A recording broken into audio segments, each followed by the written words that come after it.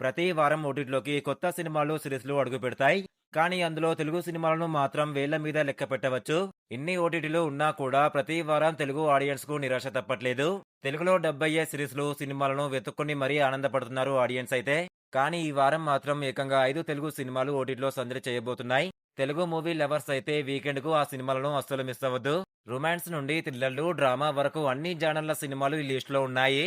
ఈ వారం విడుదలైన అత్యంత చర్చనీయాంశమైన చిత్రాల్లో ఒకటి 'ప్రేమంటే'. ఈ చిత్రం ప్రేమ అనుబంధాలను ఆనందంగా చూపించే రొమాంటిక్ డ్రామా. ఎమోషనల్ ఎలిమెంట్‌తో పాటు కామెడీ కూడా ఉంది. ఈ వీకెండ్ ఫ్యామిలీతో కలిసి చూడడానికి ఈ మూవీ బెస్ట్ ఆప్షన్. ఈ చిత్రం డిసెంబర్ 19 నుంచి నెట్‌ఫ్లిక్స్ ఓటీటీలో స్ట్రీమింగ్ అవుతుంది.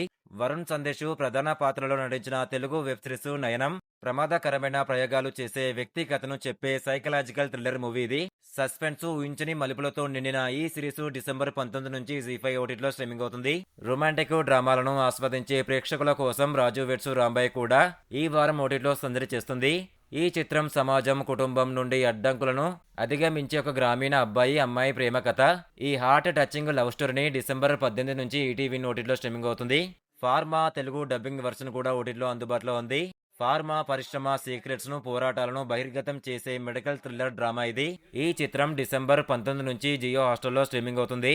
హారర్ థ్రిల్లర్స్‌ని ఆస్వాదించే వారికి దివ్య దృష్టి బెస్ట్ ఆప్షన్. భవిష్యత్తును చూసే ప్రత్యేక శక్తిని కలిగి ఉన్న ఇద్దరు సోదరీమణుల చుట్టూ కథ తిరుగుతుంది. కానీ ఈ శక్తి క్రమంగా వారికి ముప్పుగా మారుతుంది. మిస్టరీ హారర్‌తో నిండిన ఈ చిత్రం సన్ నెక్స్ట్ ఓటీటీలో డిసెంబర్ 19 నుంచి స్ట్రీమింగ్ అవుతుంది.